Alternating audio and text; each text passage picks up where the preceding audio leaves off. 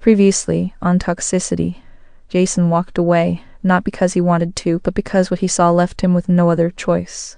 Monica's husband, leaving the motel room, and Jason turned around. Toxicity. Heart too pure for this kind of game.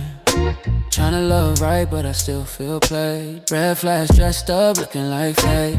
I see the signs, but I stare. Toxic, toxic. Why love was sweet, then turn to poison? Toxic, toxic. If I know better, why I'm choosing it? Man, I gotta heal.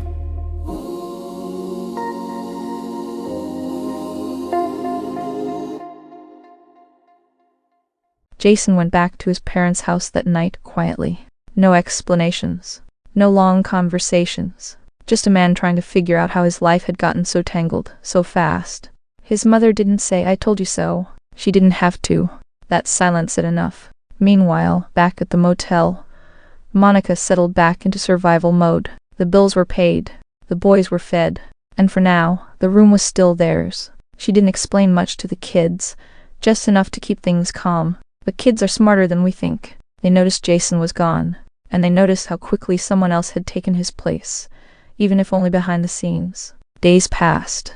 Jason kept his distance, or at least he tried to. He stayed focused on work, on school, on doing what he told himself was the right thing. But feelings don't just disappear because logic tells them to. And Monica knew that. She called him, not to apologize, not to explain, just to talk, to say she missed him, to say things were complicated, to say she didn't know what else she was supposed to do. Jason listened. That was his first mistake. Soon the calls turned into visits. Careful ones. Quiet ones. Jason told himself it was just for closure. Just to check on the boys. But closure has a way of looking a lot like hope when you're lonely. Monica painted a familiar picture. She said her husband was only helping financially. Said there was nothing emotional there. Said it was temporary. Again. And Jason wanted to believe her. Because believing her felt better than accepting the truth. Jason started helping out again. Rides. Groceries. Little repairs around the room. This time something felt different. Off. Like he was present but invisible. Then one afternoon Jason arrived at the motel unannounced. And there it was. Another car in the lot. A familiar one. The door to the room cracked open. Jason didn't knock. He didn't need to. He heard laughter. Saw movement.